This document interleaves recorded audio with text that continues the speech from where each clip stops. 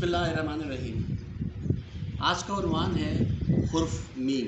Meme ये meme यानी हमारे हुर्फ तहज्जी में, ख़ासतौर पे अरबी में जितने भी हर्फ इस्तेमाल होते हैं वो कोई ना कोई अपने पास बातिन में भी और ज़ाहिर में भी बेपनाह मायने रखते हैं।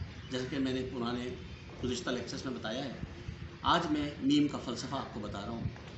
मीम का लफ्ज़ हर्फ जब किसी दूसरे लफ्ज़ से जुड़ता है तो उसमें शिद्दत पैदा करता है, उसमें कसरत पैदा करता है। यानी कोई भी चीज़ है, जब उसमें मीम लग जाएगा तो याद रखें कि उसी चीज़ की उसमें कसरत आ जाएगी। मिसाल के तौर पर गम है, ये तो सबको पता है गम है, लेकिन जब मीम लग जाता है मग़मूम तो इसका मतलब है बेपनाह गम। सजदा, सबको पता है सजदा क्या होता है, लेकिन जहाँ बहुत ज़्यादा सजदों की कसरत होती है उसे मस्जिद कहते हैं। इसी तरह ज़फ़र माने कामयाबी, इसमें मीम लगा दी है तो ज़फ़र बहुत बड़ी कामयाबी, कामयाब होने वाला। इसी तरीके से किसी भी लफ्ज़ के साथ, जैसे मजमा है, ठीक है, मुक़द्दस है, तक़द्दुस से मुक़द्दस बना, और बेपनाह लफ्ज़ हम की मिसाल ले लीजिए। जब हम पढ़ रहे होते हैं तो हम अल्लाह की सना कर रहे होते हैं, यानी तारीफ़ हो तौसीफ़ कर रहे होते हैं, और उसमें कोई कमी नहीं आती। हम जितने भी लफ्ज़ बोल रहे हैं कमी लगते हैं, यानी कसरत से बोलना पड़ता है।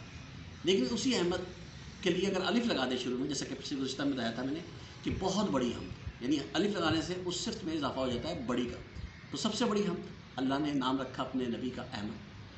बाद में कलमे में और कुरान हकीम में उनका नाम रखा मोहम्मद, यानी मोहम्मद में अब 3 मीम आ गए। पहला भी शुरू मीम से हो रहा है भी के बाद, और मीम पे तशदीद है, यानी मोहम्मद में मीम की शिद्दत है। इसका मतलब है हमद ही हमद, सना ही सना, तारीफ़ ही तारीफ़, यानी एक ऐसा शख्स, एक ऐसी हस्ती जिससे बेपनाह तारीफ़ की गई हो, तारीफ़ की जा रही हो और तारीफ़ की जाती रहेगी, उसे मोहम्मद कहते हैं।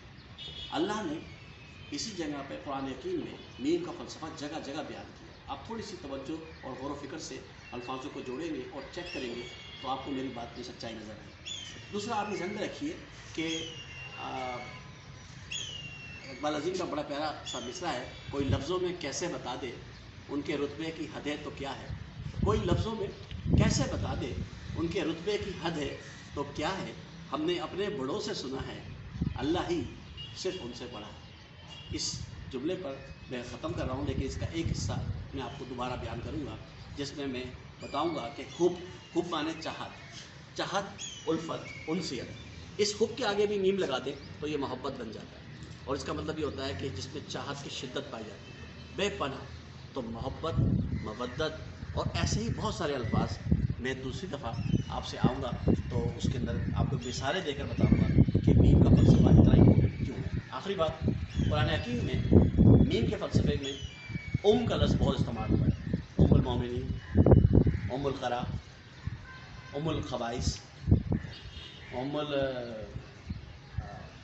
बहुत सारे और भी जुमले हैं जिनमें लगता है। माने माँ, और अरबी में या किसी भी ज़बान में जो भी लफ्ज़ माँ के लिए इस्तेमाल हुआ है उसमें मीम ज़रूर आया है, चाहे वो माँ हो, अम्मा हो, अम्मी हो, अम्मा हो, माताजी हो, मोर हो, और रिश्तों में फारसी में मदर, इंग्लिश में मदर हो, आपको मीम मिलेगा, क्योंकि मीम में रिश्तों की शिद्दत और कसरत पाई जाती है। तमाम रिश्ते जब तक हैं जब तक माँ हयात है, माँ गई तमाम रिश्ते तितर बितर हो जाते हैं। इसका मतलब है मीम का मतलब